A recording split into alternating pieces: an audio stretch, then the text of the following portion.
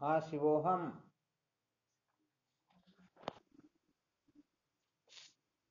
अच्छा, क्या विषय चल रहा था? हाँ शिवोहम, क्या विषय चल रहा था?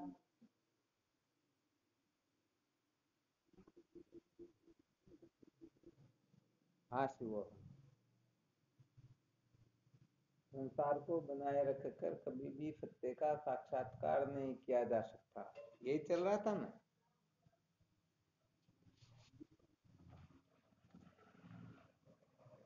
अच्छा, इसके अंतर्गत अपन कौन सी श्रुति का विवेचन कर रहे थे, किस श्रुति पे प्रविचार प्रकट कर रहे थे?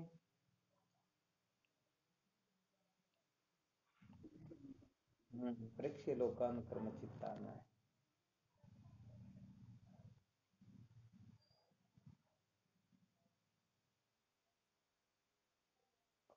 अच्छा, थोड़ा और विवेचन कर लेते हैं। ये परीक्षा जो की जाती है ना, सचमुच में परीक्षा करने के लिए कौन तैयार होगा?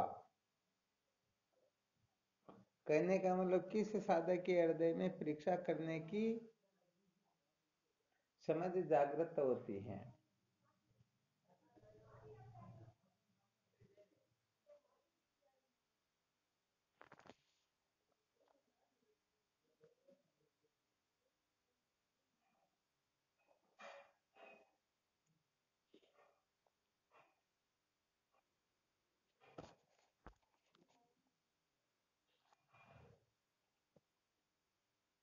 कौन बताएंगे?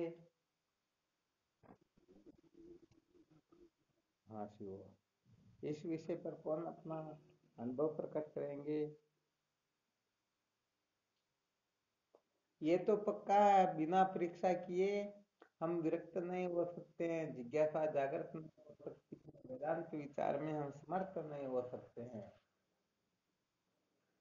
तो ये परीक्षा कौन कर पाएगा?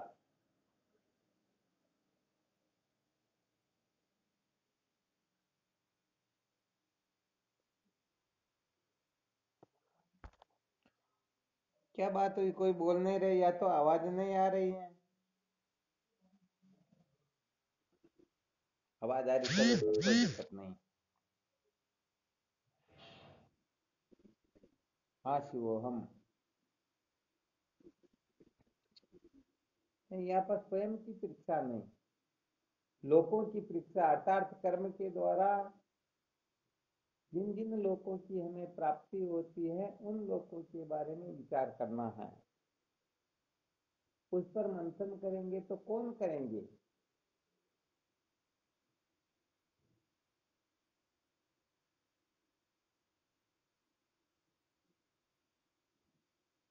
यहाँ पर यदि साधक गड़बड़ घोटाला नहीं करेंगे तो आगे की कक्षाएं सब सफल हो जाएगी, और यहाँ पर यदि गड़बड़ घोटाला होगा तो फिर वो केवल जानकारी मात्र ही रहेगी।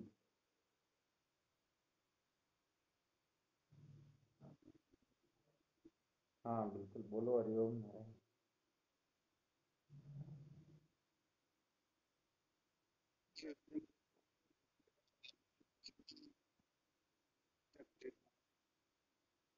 अच्छा, थोड़ा यहाँ पर ध्यान देना है ना। अभी आपने कहा था तत्व जिज्ञासा जिसके हृदय में जागृत होगी वही परीक्षा करेगा, तो थोड़ा कहीं गड़बड़ घोटाला तो नहीं हो रहा? थोड़ा और विचार करके देखो। हाँ, बाकी साधक भी तैयार है ना। अभी सहजानंद जी महाराज ने बताया था, जिनके हृदय में तत्व की जिज्ञासा जागृत होगी वही परीक्षा करेगा।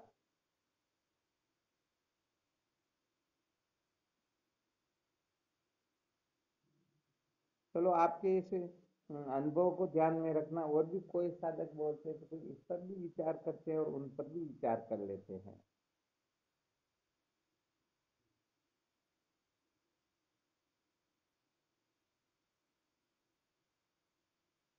और कोई साधक अपना अनुभव प्रकट नहीं करना चाहेगा क्या? अरे इतना टाइम हो गया, 1.5 साल हो गया सत्संग सुनते हुए इसी विषय पर।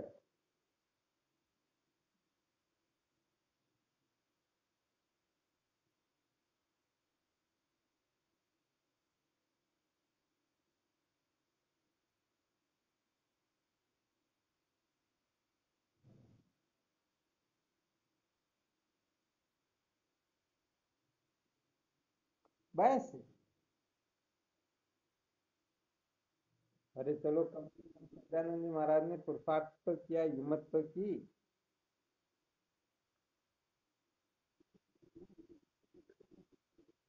क्या हुआ?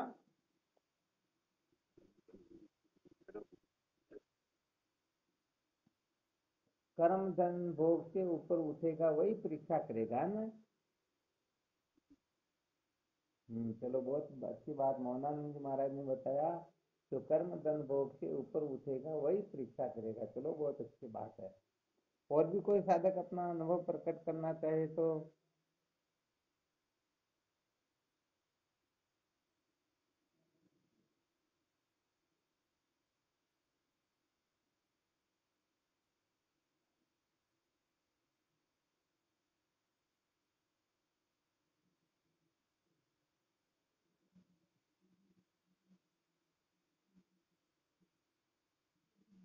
कोई नहीं बताएंगे क्या?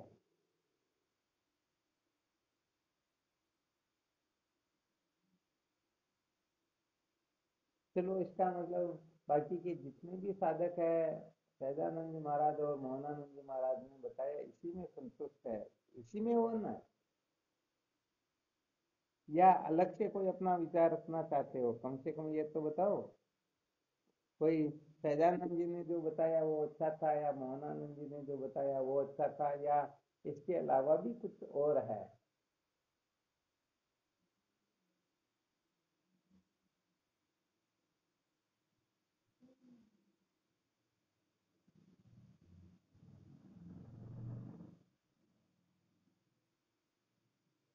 अरे गलत होगा तो क्या जेल में तो नहीं डालेंगे क्या? कम से कम। हाँ, तुम बोलो। ठीक ठीक ठीक, बहुत बहुत अच्छी बात है। अपने ध्रुवलाल जी महाशय भी कह रहे हैं कि जो सहजानंद जी ने बताया वो बिल्कुल ठीक। करीब करीब ठीक, चलो बहुत अच्छी बात है। हाँ शिवम बोलो।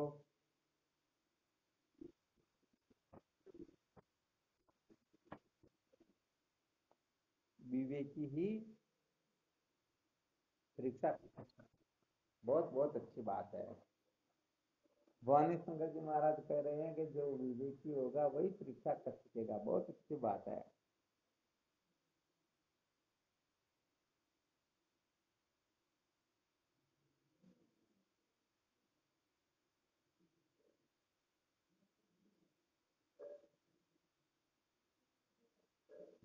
और भी कोई कुछ कहना चाहे तो?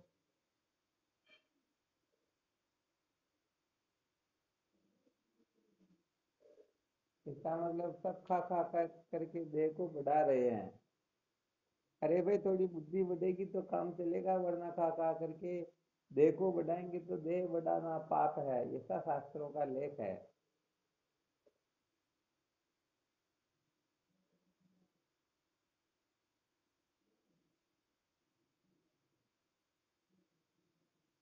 चलो, इस जो संत महापुरुष कह रहे हैं उन्हीं के ऊपर थोड़ा मंथन कर लेते हैं, विचार कर लेते हैं, ठीक है ना? अच्छा, फिर अपने मुख से ही कहेंगे भाई ये क्या है और क्या नहीं है, ठीक है ना? अच्छा, सबसे पहले तो ये बताओ, ये दवा जो सेवन की जाती है ना, जब बीमारी होती है तब दवा सेवन करते हैं, या बीमारी मिटने के बाद में दवा सेवन करते हैं? अच्छा, बीमारी खत्म हो जाने के बाद में, बीमारी नष्ट हो जाने के बाद में दवा सेवन करें तो क्या क्या फर्क पड़ेगा? क्या नुकसान होगा, क्या फायदा होगा?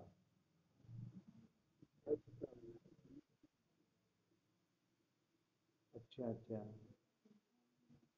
चलो, अपना विषय चल रहा था परीक्षे लोकान कर्म चित्तान, अर्थात कर्म धन भोग, इनकी अपने को परीक्षा करनी है।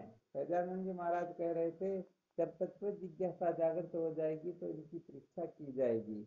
अब विचार करके देखो, जब तत्व जिज्ञासा जागृत हो जाती है तो कर्म धन भोग तो बहुत नीचे रह जाते हैं ना। ये तो एलकेजी की बात है। समझने की कोशिश करना सब साधक है ना।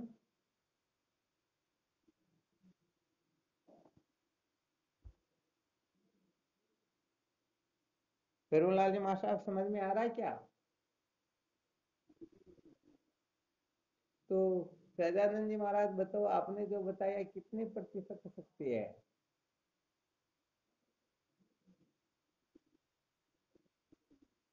तो फिर आप लोग ध्यान दे करके कहाँ सुनते हो? प्रश्न चल रहा अपना, हमें इसका विषय यही चल रहा 3 दिन से, केवल मात्र कर्म की परीक्षा कैसे की जाती इसी के बारे में मंथन चल रहा है। अभी धन और भोग के बारे में तो मंथन किया ही नहीं। तो कर्म धन भोग की परीक्षा कैसे की जाए?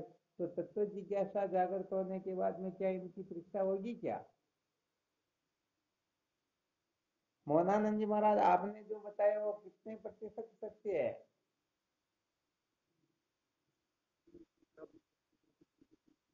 क्या हुआ? आपने क्या बोला, वापस बोलो एक बार जो बताया था।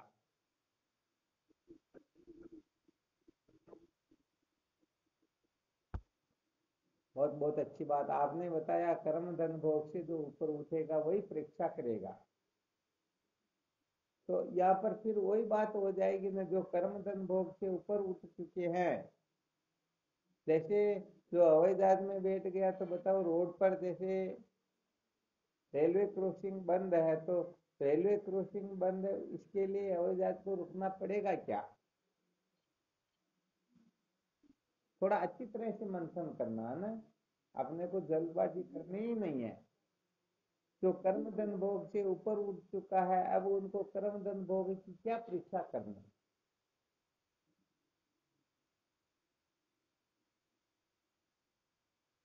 भाई परीक्षा करेगा तभी तो वह कर्म धन भोग से ऊपर उठ पाएगा। कि कर्म धन भोग जो है, कर्म रचित लोग सारे के सारे नाशवान हैं, मुझे अविनाशी वस्तु की प्राप्ति करनी है। थोड़ा विचार करना, मंथन करना अच्छी तरह से। अब फिर बताओ, आपने जो बताया वो कितने प्रतिशत सत्य है?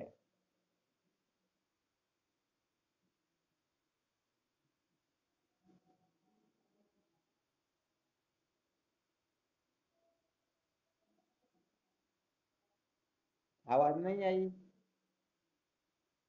ये तो समझ में आ गया ना आपको, अभी जो सूत्र संकेत किया गया, जो कर्म धन भोग से ऊपर उठ गया, उनको तो आगे तत्व जिज्ञासा जागृत कैसे होती इसके बारे में मंथन करना है।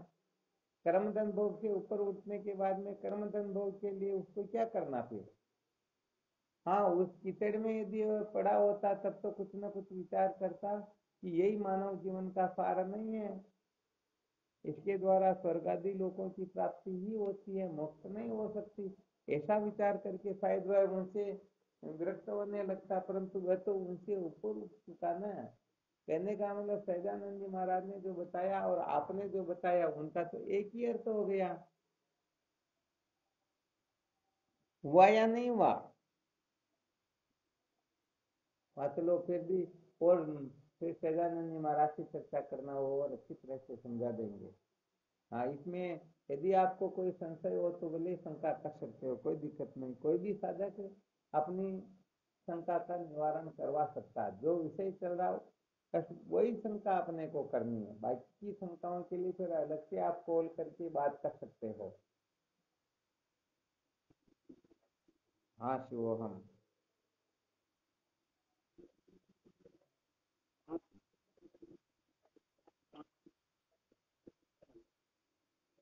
नहीं कर सकता?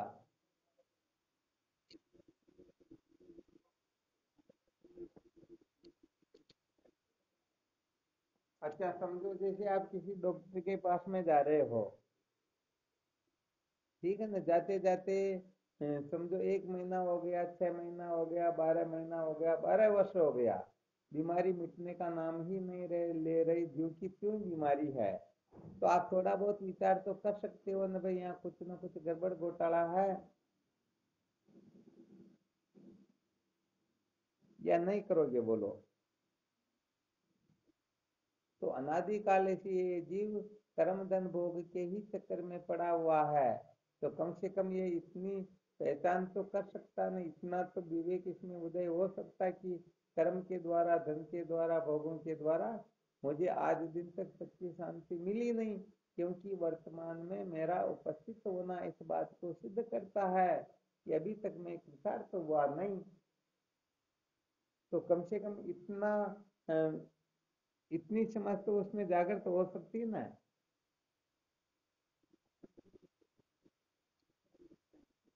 क्या विवेक?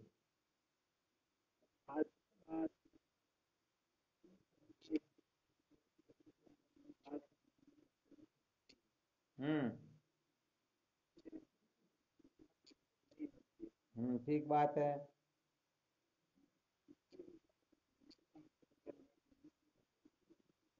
हाँ, पूर्ण की ओर कहाँ पर जा रहा, अभी तक तो कीचड़ में पड़ा हुआ ना, अभी तो सोच रहा हो तो।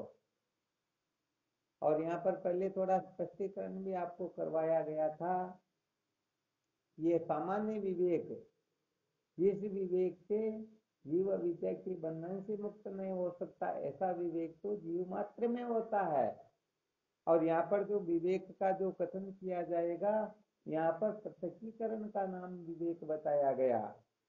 आत्मा नित्य है और अनात्मा अनित्य है, अविनाशी आत्म अचल जगताते प्रतिकूल, ऐसो ज्ञान विवेक है सब साधन को मूल। इसको विवेक कहा गया, न कि कर्म धन भोग का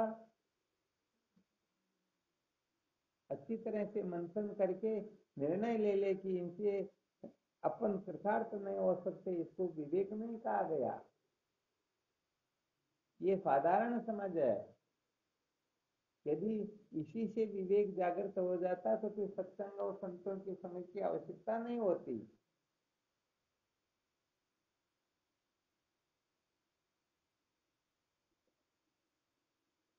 और यदि हम इसको कुछ समय के लिए विवेक कह भी दें, फिर भी कहने का मतलब आपने जो बताया कि तत्व जिज्ञासा जागृत होने के पश्चात परीक्षा की जाएगी, ये तो बिल्कुल गलत हो गया या नहीं हुआ? हाँ, ये बात है। तो यहाँ पर काम तो विवेक ही करेगा, विवेक के बिना कुछ होता ही नहीं, परंतु वह सामान्य विवेक है। और वैसे देखा जाए तो यदि आत्मा अनात्मा का विवेक जागृत भी हो जाए, फिर भी इससे कल्याण नहीं होता है। कल्याण तो कब होगा, जब वह विवेक पूर्ण होगा। अभी तो वह विवेक केवल मात्र अंकुरित हुआ है। जैसे अभी कर्म धन भोग की जो परीक्षा की जा रही है, इसमें विवेक का बीज बो दिया गया। ठीक है। और जब सत्संग रूपी जल इसको प्राप्त होगा, तो फिर ये अंकुरित तो होने लगेगा। और जब ब्रह्मवेता महात्माओं का इसको सानिध्य मिलेगा, तो वेदांत विचार के द्वारा, श्रवण मनन निध्यासन के द्वारा ये विवेक फलित हो जाएगा, अर्थात अविद्या के बंधन से मुक्त करके सदा सदा के लिए कृतार्थ कर देगा। आ गया समझ में? हाँ, तो सिद्धांत ये है। देखो भाई, बात ये गड़बड़ घोटाला तो नहीं करना चाहिए। आपको प्रश्न किया गया था, ये कर्म धन भोग की जो परीक्षा है, किसके हृदय में जागृत होगी? तो मुझे ऐसा लगता है कि शायद आप लोगों ने प्रश्न के स्वरूप को भी नहीं समझा। इसीलिए कहने का मतलब अपने अपने हिसाब से उत्तर दे दिया। देखो, यहाँ पर अभी देखते हैं, रमेश ने एक मैसेज भेजा अभी अभी। जो सत्य का साक्षात्कार करना चाहता है, ये हुआ समझो 100% सत्य उत्तर। कर्म धन भोग की परीक्षा वही करेगा ना, बाकी किसको आवश्यकता है?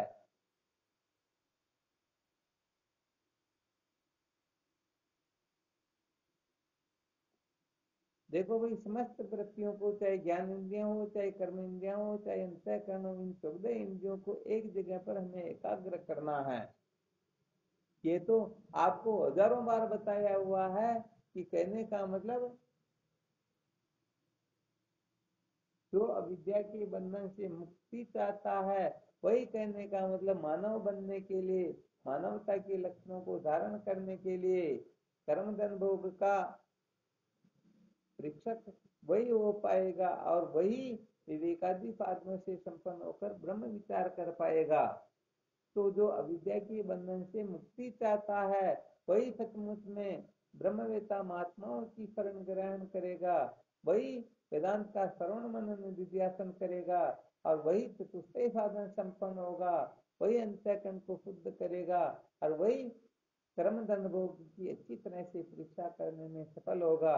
इसीलिए तो जब यह प्रश्न किया गया तब आपसे यही कहा गया कि यदि इसका उत्तर ठीक ठीक नहीं दे पाए अथवा ऐसी निष्ठा, ऐसा निश्चय, ऐसा लक्ष्य बना करके फिर यदि हम उस ओर प्रवृत्त नहीं हो रहे हैं तो केवल जानकारियां जरूर बढ़ जाएगी, सचमुच में विद्या की निवृत्ति होने वाली है नहीं। तो इसीलिए कहा गया था जो साधक अविद्या के बंधन से मुक्त होने के लिए कर्म धन भोग की परीक्षा करेगा तो उसका कर्म धन भोग की परीक्षा करना सार्थक हो जाएगा और अविद्या की निवृत्ति जीवन का लक्ष्य न बना करके फिर कर्म धन भोग की परीक्षा करेगा तो जानकारियां जरूर प्राप्त कर लेगा, जिसके लिए वो संसार में बड़े बड़े प्रवचन देता फिरेगा परंतु खुद अंधेरे में ही, कहते हैं ना पंडित और मसाल की दोनों पूजे नाई, औरन को करे चांदना आप अंधेरा माए। तो फिर कहने का मतलब मसालची के समान अंधेरे में ही रह जाएगा। इसीलिए कहने का मतलब छोटे छोटे सूत्रों को छोटा मत समझना, इनको ब्रह्मास्त्र समझना। ये तो इतने विलक्षण सूत्र है कि यदि इस जगह गड़बड़ कर दी तो भले ही आप पूरे जीवन भर 24 घंटे वेदांत का चिंतन मनन करो चाहे कुछ भी करो, अंत में कुछ भी हाथ में लगने वाला है नहीं। ये मनोरंजन ही होगा, ये जानकारियां अभिमान बढ़ाएगी, अभिमान की निवृत्ति नहीं करेगी। इसलिए वेदांत विचार की ओर प्रवृत्ति समझो, सत्संग की ओर समझो, चाहे किसी भी प्रकार से किसी भी साधन में प्रवृत्त कोई साधक होता है वह सत्य के साक्षात्कार के लिए अथवा विद्या के बंधन से छूटने के लिए होता है, तभी समझो उनकी समस्त साधनाएं फलित होगी, वरना वो सारी की सारी साधनाएं उसे अभिमानी बना करके संसार अरण्य में भटकाने के सिवाय उसे वो सुख प्राप्त कराएगी ही नहीं। आ रहा समझ में?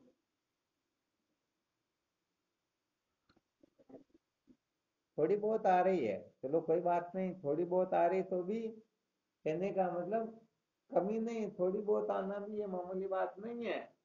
पूरी समझ में आएगी तो फिर समझने की आवश्यकता ही कहाँ, परंतु थोड़ी बहुत समझ में आ रही इसका मतलब भी समझना चाहिए कि हम बहुत बड़े पुण्यात्मा हैं।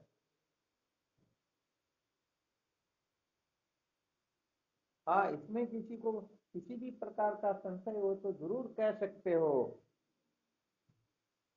और वैसे ये भी ध्यान रखना हम किसी की चापलूसी भी नहीं करते हैं कि रमेश जी कोई विशेष है तो उनकी हम स्तुति कर देंगे और सहजानंद जी की निंदा कर देंगे या ऐसा वैसा कह देंगे, ये पूरा ध्यान रखना आप लोग। तो जैसा कहेगा चाहे कोई क्यों ना हो उसके लिए वैसा ही उत्तर दिया जाएगा। चापलूसी का अपने यहाँ काम भी नहीं है और व्यास गादी पर बैठ करके चापलूसी करना हमारा स्वभाव है ही नहीं।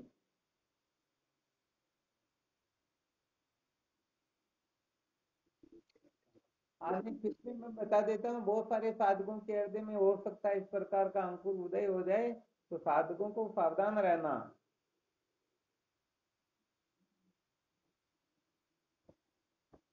अरे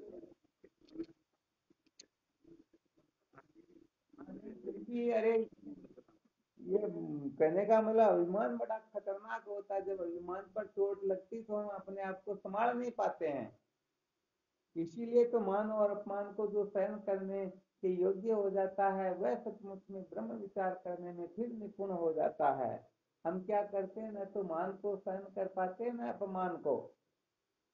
ये मान अपमान को सहन नहीं करना ही देहाध्यास की पुष्टि करता है कि जिसमें जितना देहाध्यास होता है वह उतना ही मान अपमान का सहन नहीं करने वाला होगा। इसलिए यहाँ पर थोड़ा इशारा कर देते हैं, संकेत कर देते हैं।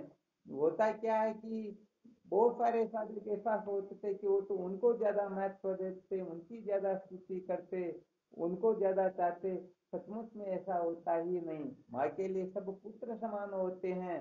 हाँ, पुत्र भले आपस में लड़ाई झगड़ा कर सकते हैं, परंतु माँ के लिए कोई भेदभाव नहीं होता है। और जिज्ञासु जिज्ञासु होता, वैसे देखा जाए तो वह न श्रेष्ठ होता न निकृष्ट होता, बिल्कुल वो केवल मात्र जिज्ञासु होता है। तो अब यदि किसी को किसी भी प्रकार का संशय हो, क्योंकि मैं पहले यही सुनना चाहता था कि जो अविद्या की निवृत्ति अथवा सत्य का साक्षात्कार, क्योंकि युक्ति युक्त भी यही है, बाकी सब उत्तर गलत है, चाहे कैसा भी उत्तर दे करके देख लो। तो यहाँ पर समस्त साधकों को अच्छी तरह से निश्चय कर लेना है, यदि अविद्या की निवृत्ति जन्म मृत्यु की श्रृंखला से मुक्त होने की जिनकी जितनी तीव्र लगन होगी, सचमुच में वह उतना ही कर्म धन भोग का परीक्षक समीक्षक और निरीक्षक होगा। और यदि ये जीवन में नहीं है तो भले ही वह कर्म धन भोग की समीक्षा कर लेगा, उन पर बातें कर लेगा, परंतु वह मनोरंजन के लिए ही होगी, वो केवल मात्र मान बढ़ाई के लिए ही होगी, और किसी काम के लिए होगी ही,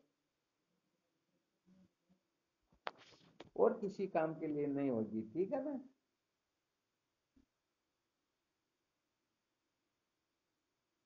हाँ, तो यहाँ पर और अच्छी तरह से मंथन करो। आज वैसे धन के बारे में विचार करते कि धन की परीक्षा कैसे की जाए, चलो फिर इसके लिए और देखेंगे। अभी इस समय जो कुछ भी सुनाया, इसमें किसी भी साधक को किसी भी प्रकार की शंका हो, कहने का मतलब तत्व जिज्ञासा जागृत होने के पश्चात कर्म अनुभव की परीक्षा करेंगे कि ये जो बताया गया, इसको यदि कोई सिद्ध करना चाहते तो भी उत्तर दे सकते हैं, शंका कर सकते हैं, और सत्य के साक्षात्कार को जीवन का लक्ष्य बना करके फिर तो कर्म अनुभव की परीक्षा करेगा, वह सचमुच में सच्चा परीक्षक होगा। इनके बारे में, दोनों पुत्रों के बारे में कोई कुछ भी मंथन करना चाहे तो अपने विचार प्रकट कर सकते हैं आप सब इसके लिए।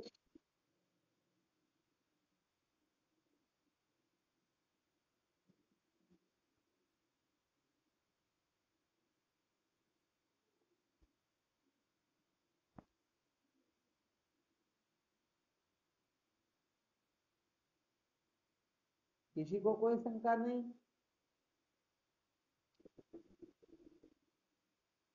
हाँ, चलो इस पर और मंथन करना, और जीवन में कभी भी इस जगह पर तो अब गलती नहीं करना अपने को।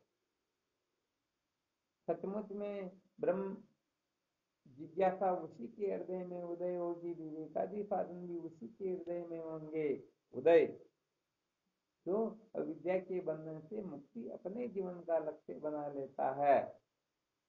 वरना ये बाकी जो किसी में प्रकट हुए दिखाई देंगे, ये सारे के सारे मनोरंजन मात्र है, ये लोगों को बेवकूफ बनाने के लिए हैं, वास्तव में इनका कोई सत्य महत्व होता ही नहीं। आ गया ना समझ में? इसीलिए तो वेता महात्मा कहने का मतलब वो आपको दृष्टांत दिया था, अलीगढ़ विश्वविद्यालय के प्रोफेसर वृंदावन में उदय बाबा जी महाराज के आश्रम पर गए हुए थे। वहां पर अखंडानंद सरस्वती जी महाराज उन अलीगढ़ विश्वविद्यालय के प्रोफेसरों से 3 घंटे हो गए चर्चा करते हुए, क्योंकि वो तो धुरंधर विद्वान थे, एक पुत्र को 10-10 प्रकार से समझा सकते थे, ऐसे ऐसे प्रोफेसर थे, उनसे चर्चा कर रहे थे। और जब उदय बाबा जी को पता चला और वहां पर गए, तो उदय बाबा जी महाराज ने जाते ही जैसे हो गए, अखंडानंद सरस्वती जी महाराज खड़े हो गए, और प्रोफेसरों को तो फिर खड़ा होना ही था। उस समय उदय बाबा जी महाराज ने कह दिया कि तुम इन बेवकूफों को क्या 3 घंटे में ही वेदांती बना दोगे? तो बताओ, वो वेदांत के समस्त सूत्रों को अनेक प्रकार से समझा सके, उनको जानकारियां थी, बोध था, अनुभव था, सब कुछ था, परंतु क्या वो वेदांती थे क्या? हाँ, ध्यान रखना, वेदांताचार्य होना कोई बड़ी बात नहीं होती है, कि वेदांती होना बड़ी बात होती है। ज्ञान होना बड़ी बात नहीं है, ज्ञान निष्ठा का जागृत होना बड़ी बात होती है, क्योंकि कल्याण जो होता है वह ज्ञान निष्ठा से होता है। वरना जानकारियां तो संसार में वो प्रवचन देने लग जाए तो शायद 1000 वर्ष भी कम पड़ जाए। इसलिए ज्ञान निष्ठा का महत्व होता है। ज्ञान तो बहुतों को होता है जिनका कोई सत्य महत्व नहीं होता है। और सचमुच में ज्ञान निष्ठा उसी के हृदय में जागृत होगी तो सर्वप्रथम अविद्या की निवृत्ति अपने जीवन का लक्ष्य बना करके फिर ब्रह्म विचार की ओर प्रवृत्त हुआ हो। सचमुच में वह साधक ही ज्ञान निष्ठा से संपन्न होगा। वरना ये ज्ञान निष्ठा तो महाराज जिनका अंतिम जन्म होता है उसी के हृदय में जागृत होती है। वरना अभी शास्त्रार्थ करा करके देख लो, छोटी मोटी सत्संग में भी देखना, तो साधक आए हुए होंगे तो 99 तो ब्रह्म ज्ञानी मिलेंगे, वेदांत के आचार्यों के समान बातें करने वाले मिलेंगे। परंतु सचमुच में जीवन मुक्त महात्माओं की दृष्टि से देखा जाए, शास्त्रोक्त दृष्टि से ठीक ठीक निरीक्षण परीक्षण समीक्षण करके देखा जाए तो फिर कहने का मतलब वेदांती तो ज्ञान निष्ठ तो कोई कोई होता है। होता या नहीं होता?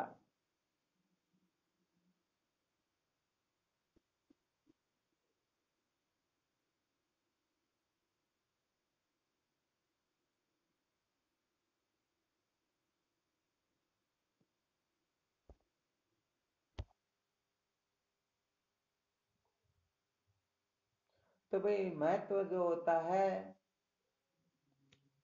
वह या तो अपने जीवन का लक्ष्य जो अविद्या की निवृत्ति बना लेता है उनका होता, अथवा जिनकी अविद्या मूल सहित निवृत्त हो गई उन्हीं का महत्व होता है। ये बाकी तो ऐसे ही पचड़े में पड़े हुए हैं, अभिमान कर रहे हैं। इसलिए यहाँ अभिमान का कोई सत्य महत्व नहीं है, अभिमान का यहाँ कोई महत्व है ही नहीं। इसलिए जो अनात्म पदार्थों को महत्व दे करके, चाहे देह हो, इंद्रियां हो, प्राण हो, मन हो, बुद्धि हो, कुछ भी क्यों नहीं हो, इनको महत्व दे करके अर्थात वही सार निकलेगा जो संसार को बनाए रखकर सत्य का साक्षात्कार करना चाहता है। कल्प कल्पांतर तक भी सत्य का साक्षात्कार नहीं कर पाएगा, जो अपना विषय चल रहा वह सिद्ध हो जाता है। सिद्ध हो गया ना?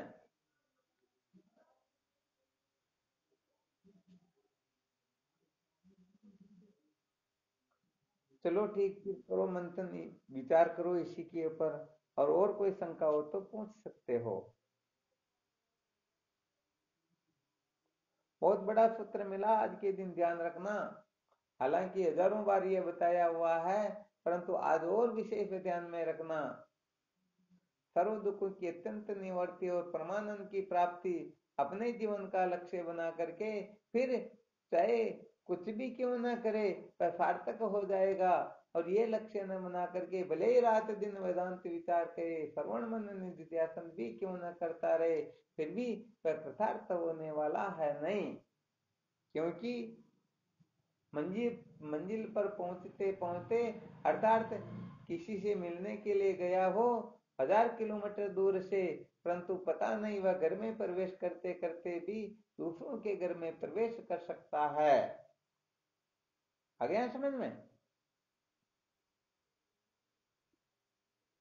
हाँ चलो यही बात है। तो चलो इसका खूब मंथन करो, खूब विचार करो।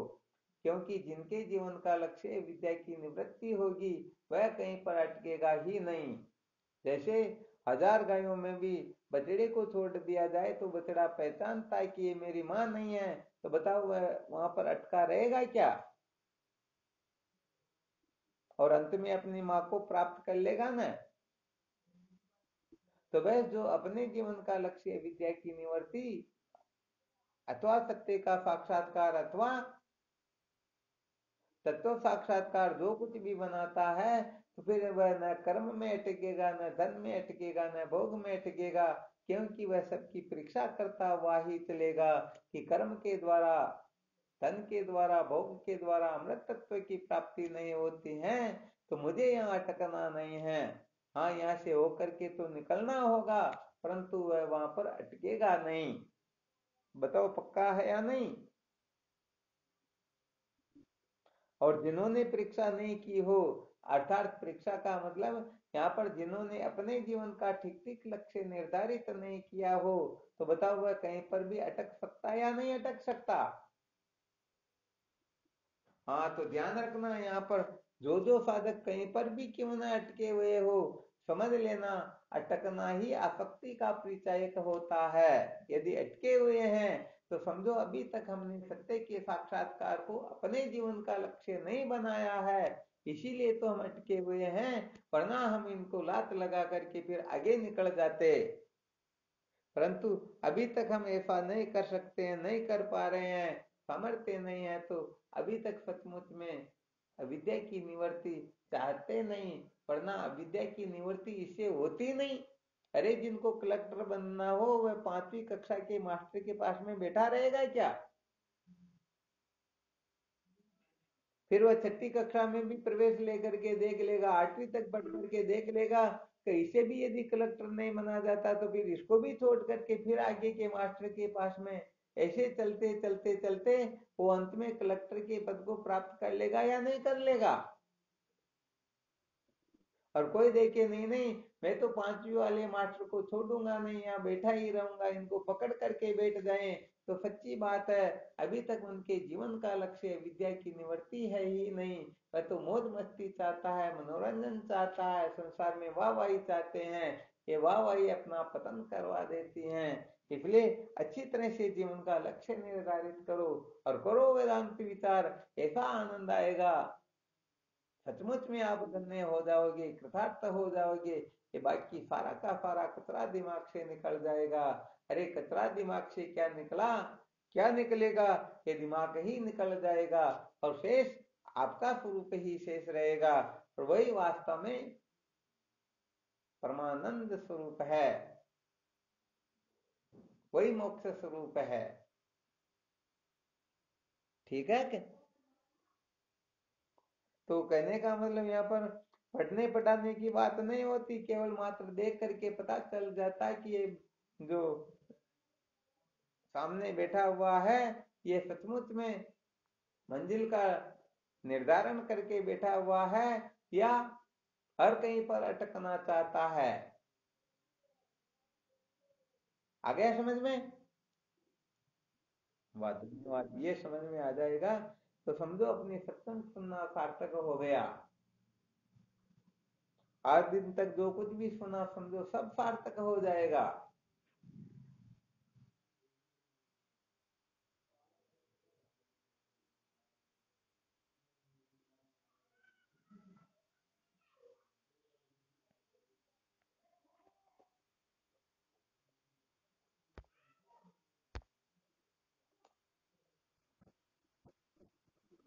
हाँ शिवोहम बोलो। हाँ बिल्कुल बोलो।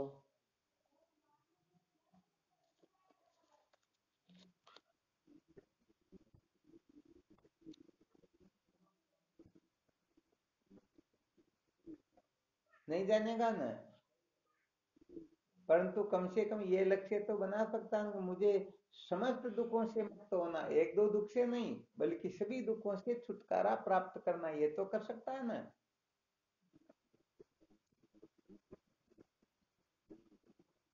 हाँ,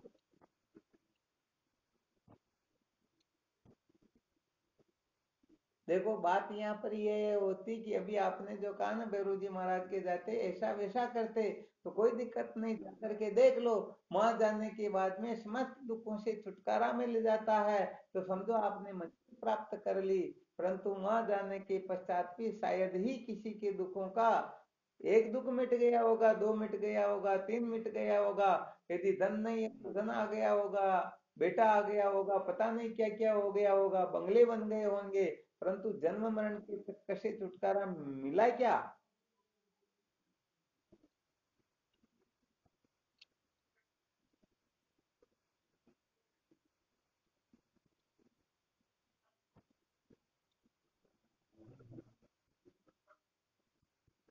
हाँ बस इसीलिए, इसीलिए यहाँ पर संकेत किया गया, विद्या की निवृत्ति कोई नहीं समझता हो, सत्य के साक्षात्कार को भी नहीं समझता हो, फिर भी इतना तो समझ सकता है कि मुझे सभी दुखों से छुटकारा प्राप्त करना है। मैं क्या करूं कि मुझे नहीं दुख नहीं लग रहा, तो फिर वो माता जी बैरून जी की भी क्यों जा रहा? किसी भी जगह जा रहा तो कुछ ना कुछ करने के लिए।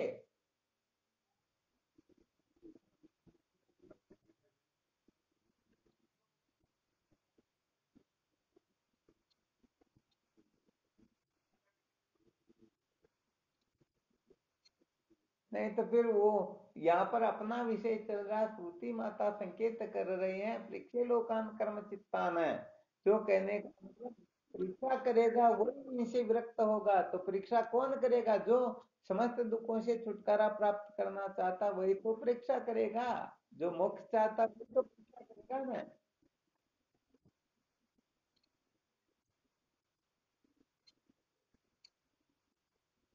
हाँ कोई बात नहीं।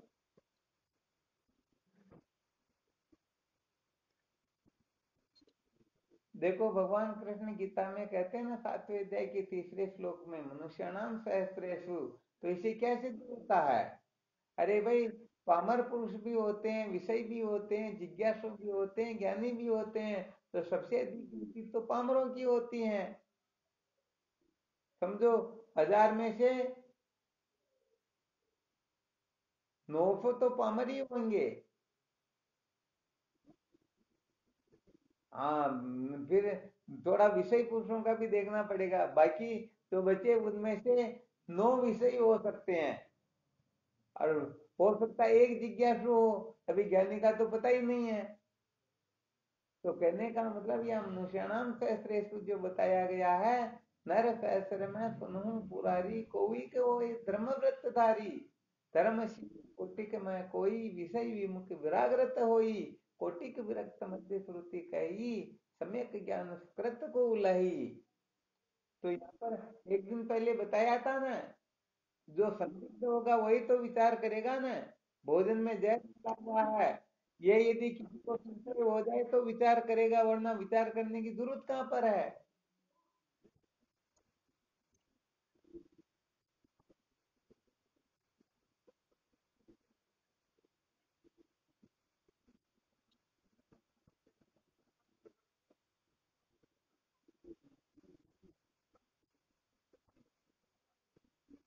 तो ऐसे मूर्खों के लिए सत्संग थोड़े सुना रहे हैं। अरे भाई, यहाँ पर तो बात ही है, जैसे वेदांत जो होता है ये शेरने का दूध होता है, ये सोने के पात्र में लिया जा सकता है।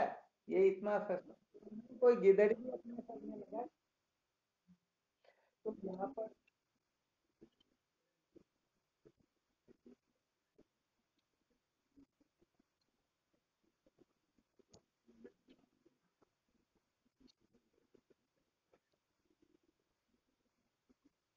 तो सत्संग कौन करेगा? महापुरुषों की शरण में कौन जाएगा? जिनको ये पता लग रहा थोड़ा बहुत कोई संसार दुख रूप है, मुझे इनसे छूटना, वही तो जाएगा ना।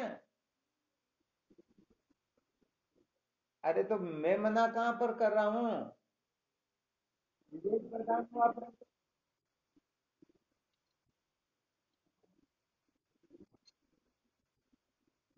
नहीं तो।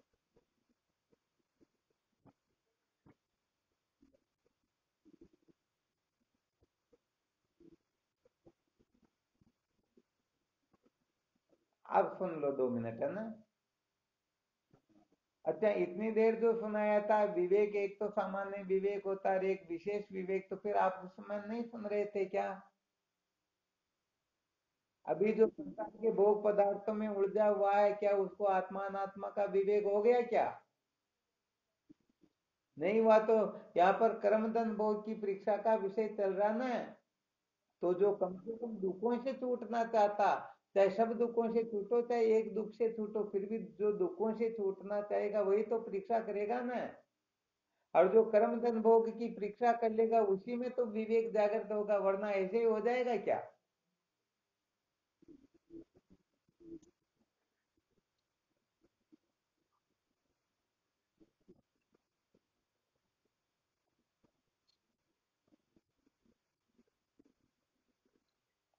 अब क्या कहें महाराज, आपके समझ में आ नहीं रहा। न तो पामर पुरुष ब्रह्म विचार के अधिकारी, न विषयी पुरुष है। आप फालतू लोगों की क्यों बातें कर रहे हो? अरे उनका यह कोई विषय ही नहीं है ना।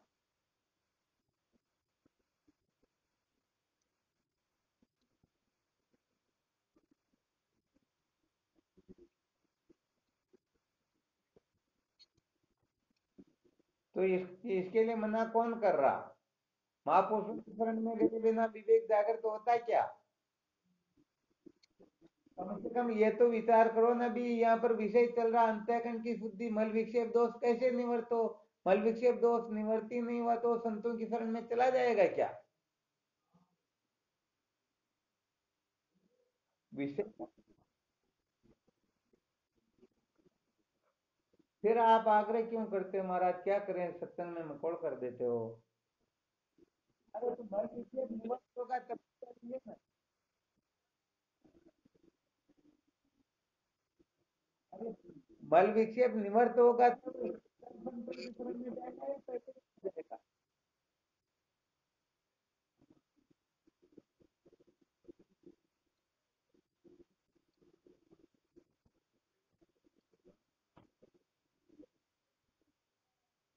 पहले विषय, थोड़ा विषय वस्तु को समझ लिया करो। यहाँ पर अंतःकरण की शुद्धि का विषय चल रहा, न कि संतों की शरण का। अंतःकरण शुद्ध होने के बाद में न चाहते हुए भी वह संतों की शरण में चला जाएगा। इसलिए आप बहुत आगे की बातों में आग्रह कर लेते हो, जबकि विषय अपना बिल्कुल पहली कक्षा का चल रहा, एलकेजी का। हाँ, तो श्रुति माता नहीं कह रही क्या? परीक्षे लोकान कर्म चित्तान ब्रह्मणो निर्वेदमया नास्ते करते करते न तद विज्ञानार्थम से गुरु में अभिगछेत। तो श्रुति माता नहीं कह रही, परंतु संतों की शरण में जाने के लिए तो बहुत बाद में कह रही। अभी तो परीक्षा का विषय चल रहा ना। हाँ, तो संतों की शरण में गए बिना तो सपने में भी विवेक जागृत होने वाला नहीं। किसने कह दिया कि विवेक जागृत हो जाएगा? परंतु कम से कम वो मानवता का लक्षण तो प्राप्त कर ले। 17 प्रकार के दोषों का त्याग कर धर्म के 10 लक्षणों को तो धारण करे।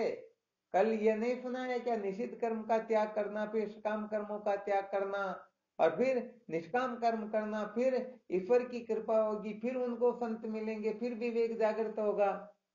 और अभी यहाँ पर तो विषय चल रहा है केवल और केवल मात्र निषिद्ध कर्मों का कैसे त्याग करें, सकाम कर्मों से कैसे बचे, क्योंकि ये संसार के ही हेतु होते हैं।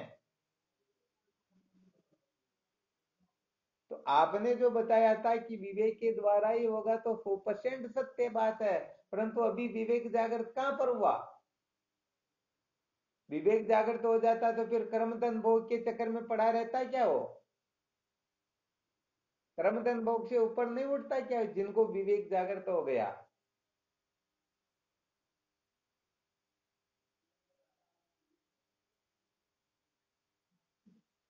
विषय वस्तु को बहुत अच्छी तरह से समझो। जिस समय मल विक्षेप दोष से निवृत्त होने की चर्चा चली, उसमें अपने को वही पक्ष रखना है। और जिस समय तत्व जिज्ञासा जागृत होने का पक्ष चलेगा, उस समय हमको डंके की चोट से कहना कि संतों की शरण में गए बिना विवेक जागृत होता ही नहीं, चाहे करोड़ करोड़ उपाय क्यों न कर ले। और विवेक जागृत होने के पश्चात ब्रह्मवेता गुरुदेव की शरणागत होकर के वेदांत का श्रवण मनन निधिध्यासन जब तक नहीं कर लेगा, तब तक अविद्या के बंधन से छुटकारा वह स्वप्न में भी प्राप्त नहीं कर सकता। बताओ, इसमें कहीं गड़बड़ है क्या? तो देखो, ध्यान रखना, ये वेदांत विषय जो भावुकता का विषय नहीं होता। हाँ शिवम बोलो।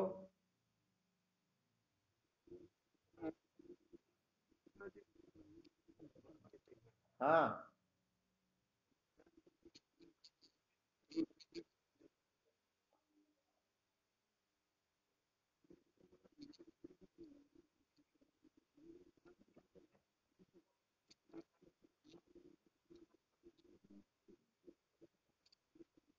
अभी इस समय अपना विषय चल रहा कर्म धन भोग से ऊपर उठने का। अभी हम कर्म धन भोग के पीछे कितने पागल हो रहे हैं। कर्म धन भोग के लिए तो हम ब्रह्म विद्या की सत्संग को भी छोड़ दे, पता नहीं क्या क्या कर बैठे हैं। तो हमारा जो आग्रह कर्म धन भोग में है या नहीं, और कर्म धन भोग से छूटने के लिए हमें कर्म उपासना की आवश्यकता होगी या ब्रह्म विचार की? अरे तो ब्रह्म विचार तो तब समझ में आएगा, तब जागृत होगा, जब आप चतुष्टय साधन संपन्न हो जाओगे।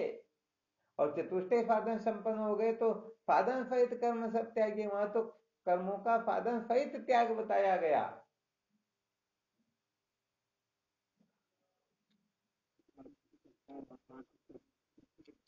हाँ, नहीं पहुंचे, इसीलिए बार बार यही सुनाया जा रहा, सबसे पहले कर्म धन भोग से विरक्त हो, इनसे थोड़ा ऊपर उठो। तो वास्तव में कर्म धन भोग से अमृत तत्व की प्राप्ति नहीं होती है, विद्या के बंधन से छुटकारा इनसे नहीं होता है। फिर भी हम कर्म धन भोग के चक्कर में ही तो पड़े हुए हैं। यदि हम अपने आप को देह समझते हैं, ब्राह्मण क्षत्रिय वैश्य शूद्र समझते हैं, पति पिता पुत्र भाई समझते हैं, तो क्या है, ये कर्म के ही तो साधन है। हम कर्म करने को ही तो महत्व दे रहे हैं, किसको महत्व दे रहे हैं? तो इसलिए थोड़ा संकेत समझो, कृपा करो, आगे मत भगो। आप तो साक्षात ब्रह्म हो, कौन कह रहा है कि आप ब्रह्म नहीं हो? परंतु यहाँ की गड़बड़ घोटालियां तो निकलती नहीं, धन के पीछे कर्म के पीछे भोगों के पीछे इतने पागल हो रहे, इतने बावड़े हो रहे हैं कि समझो हम जीवन मुक्ति के विलक्षण आनंद को ठोकर लगा दें। इसलिए कहने का मतलब, यहाँ पर हम सचमुच में कितने बंधे हुए, परीक्षा करके देख लो अपने बारे में।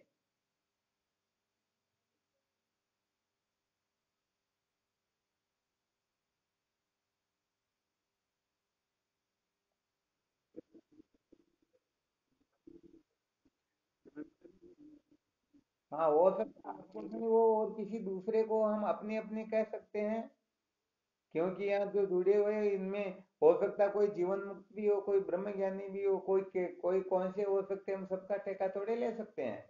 अपने लिए जरूर कह सकते हैं भाई मैं इस प्रकार का हूँ, उस प्रकार का हूँ। ये भी अपने को थोड़ा ध्यान रखना था, क्योंकि सार्वजनिक सभा के अंतर्गत सार्वजनिक रूप से बात बोलनी हो तो कोई केवल मात्र उनके योग्य हो वही कह सकते हैं। तो ये सारी की सारी शिक्षाएं तो मिलती सत्संग के अंतर्गत, किस प्रकार से कैसा क्या करना होता है।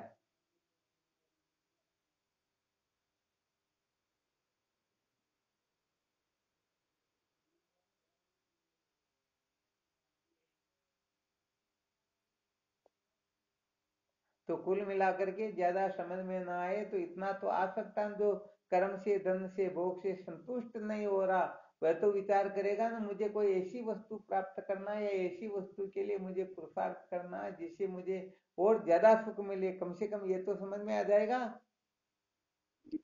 वहां चलो इस जगह पर जो बिल्कुल ही अभी तक न संतों का संग किया, न साधन भजन किया, कुछ भी नहीं किया हुआ, वह इतना तो शायद समझ ही जाएगा। तो कम से कम उस जगह पर तो नहीं अटकेगा ना। हाँ, तो कोई दिक्कत नहीं, आप जैसा उचित लगे वैसा करो, परंतु कुल मिलाकर के कर्म धन भोग से हमें विरक्त होना, इसे ऊपर उठना है।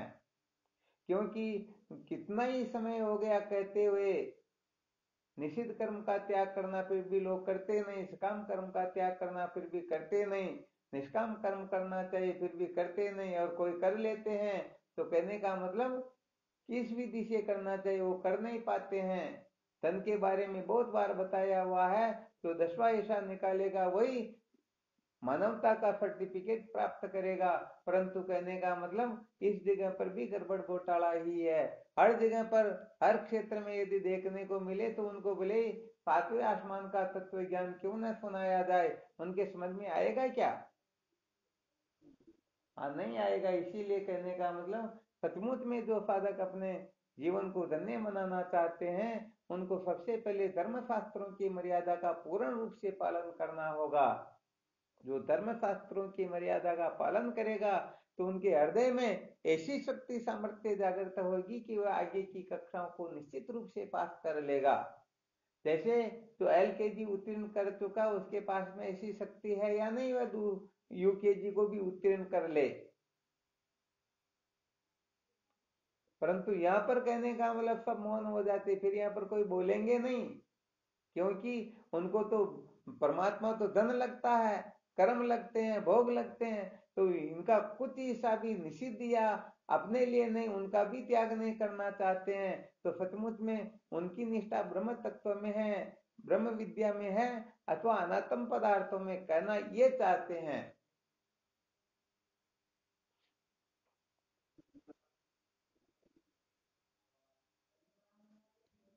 हाँ, तो सच्ची बात यह है कि हम सचमुच में सब कुछ करते हैं, परंतु जितना हम महत्व अपने शरीर को देते हैं, शरीर के संबंधियों को देते हैं, नाते रिश्तों को देते हैं, उतना महत्व विचार करके देख लेना, संतों को देते हैं या नहीं देते हैं, सत्संग को देते हैं या नहीं देते हैं, महापुरुषों के प्रति हमारा सचमुच में क्या ख्याल होता है। कहने का मतलब, महापुरुष यदि सचमुच में कल्याण की बात कहे तो साधक लोग सोचते हैं कि ये अपने को लूटने का प्लान बना रहे हैं। अब जिनका ऐसा मत होता है, ऐसा विचार होता है, तो क्या वो सचमुच में उनसे फायदा उठा पाएगा? हाँ, नहीं उठा पाएगा। इसलिए सच्ची बात तो यह है, परीक्षे लोकान कर्म चित्तान, परीक्षा आपकी तभी पूर्ण रूप से सफल होगी। वैसे देखा जाए तो साधन सहित कर्म धन भोग का त्याग हो जाएगा तो सचमुच में वेदांत के 100% अधिकारी हो गए। और यदि कर्म धन भोग का निषिद्ध या शास्त्रोक्त रीति से जितना त्याग करना चाहिए उतना त्याग करोगे तो आप मानवता का सर्टिफिकेट तो जरूर प्राप्त कर ही लोगे, इसमें 1% भी संशय नहीं है।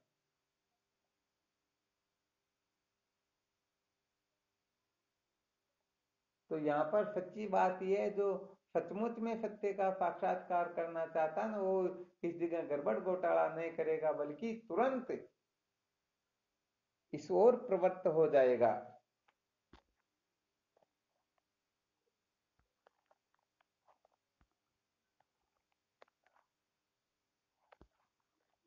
और चलो ठीक, कोई बात नहीं। समस्त साधक अपनी अपनी जगह पर बोल रहे, बिल्कुल ठीक ही बोल रहे हैं, परंतु विषय थोड़ा यहाँ पर नीचे की कक्षा का चल रहा है, इसलिए समस्त साधकों को थोड़ा अवगत करवा दिया, वरना गलत किसी ने नहीं कहा। अपनी अपनी जगह पर सब ठीक है, परंतु इस जगह पर क्या क्या कहना ठीक था, बस उसी के बारे में संकेत किया गया। ठीक है ना? ठीक। साधन वजन फिर। हाँ, नारायण शिवोहम। शिवोहम शिवोहम। हाँ, शिवोहम शिवोहम शिवोहम।